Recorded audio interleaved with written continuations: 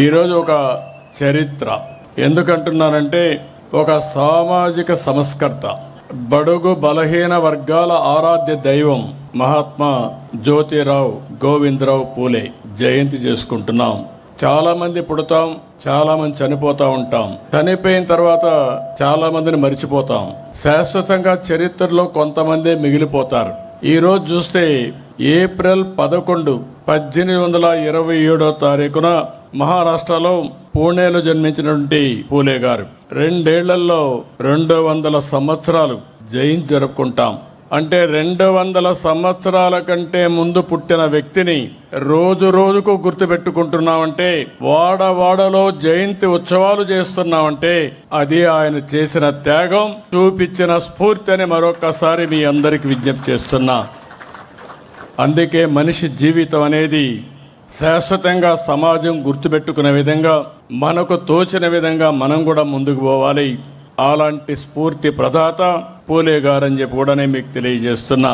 ఆయన కూడా ఒక పేద కుటుంబంలోనే పుట్టాడు.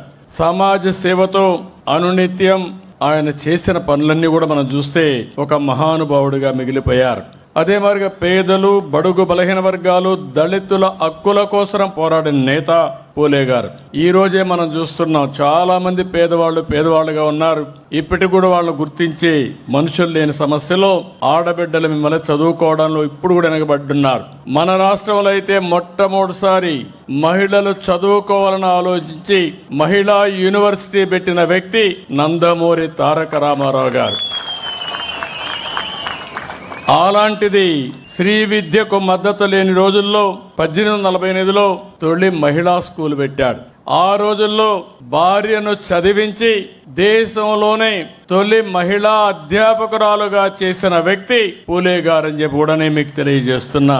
ఇప్పుడు కూడా మనకు ఆవిడ ఎప్పుడు ఆదర్శం. సావిత్రిబాయి పూలే గారు తొలి మహిళా అధ్యాపకురాలు.